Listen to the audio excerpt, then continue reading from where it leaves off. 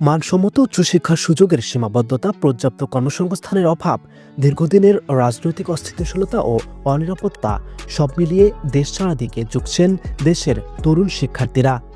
রাজনৈতিক পট পরিবর্তনের পরও শ্রমবাজারে অনিশ্চয়তা, সরকারি নিয়োগে ধীরগতি এবং রাজনৈতিক অস্থিরতা অব্যাহত থাকায় তরুণদের হতাশা কাটেনি। ফলে অধিকাংশ শিক্ষার্থী এখন উচ্চশিক্ষার আড়ালে স্থায়ীভাবে বিদেশ যাওয়ার পরিকল্পনা করছেন। এতে করে সাম্প্রতিক সময়ে শিক্ষার্থীদের বিদেশগামী প্রবণতা আশঙ্কাজনক হারে বৃদ্ধি পেয়েছে।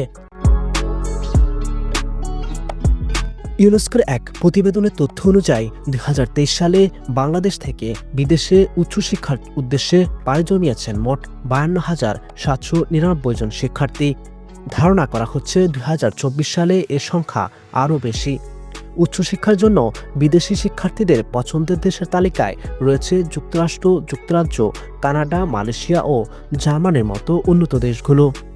দেশ ছাড়তে আগ্রহী শিক্ষার্থীদের তালিকায় রয়েছেন সদ্য স্নাতক শেষ করা ঢাকা বিশ্ববিদ্যালয়ের শিক্ষার্থী আরিফ মিয়া।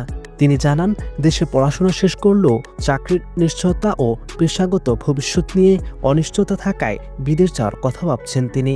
বাংলাদেশ থেকে কেন স্টুডেন্টরা বাইরে যায় পড়াশোনা করার জন্য, এই রিজনগুলোকে আমরা তিনটা বড় ক্যাটাগরিতে ভাগ করতে পারি। প্রথম হচ্ছে এডুকেশনাল এক্সেলেন্সি, অ্যান্ড সেকেন্ড হচ্ছে এমপ্লয়েবিলিটি, অ্যান্ড থার্ড হচ্ছে ফিনান্সিয়াল ও সোশ্যাল স্টেবিলিটি। বাইরে ইউনিভার্সিটিগুলো থেকে যে অনেক ট্রেনিংয়ের সুযোগ থাকে, অনেক রিসার্চের সুযোগ থাকে, যেটা বাংলাদেশ ইউনিভার্সিটিগুলোতে একটু কম। এর পাশাপাশি এডুকেশনের ক্ষেত্রে হচ্ছে হ্যান্ডস অন লার্নিং থাকে বাইরের কান্ট্রিগুলোতে, কিন্তু বাংলাদেশ হচ্ছে টোটালি মেমোরাইজ বেস। আমরা দেখি যে মেমোরাইজিং করার মাধ্যমে আমরা এক্সামগুলোতে পাস করি, বা যেটা হচ্ছে আমাদের আসলে লং লাস্টিং কোনো জব সেক্টরে যাওয়ার মতো কোনো লার্নিং আমরা ইউনিভার্সিটি থেকে পাই না, খুব কম পাই আর কি। একই ধরনের হতাশার কথা জানান আমেরিকান ইন্টারন্যাশনাল ইউনিভার্সিটি বাংলাদেশ AIUB-র শিক্ষার্থী মাহফুজুর রহমান মামুন। আমার ব্যাচেলর প্রায় এখন শেষের দিকে, এখন আমি চিন্তা করতেছি দেশের বাইরে হায়ার স্টাডিজের জন্য যাওয়ার জন্য।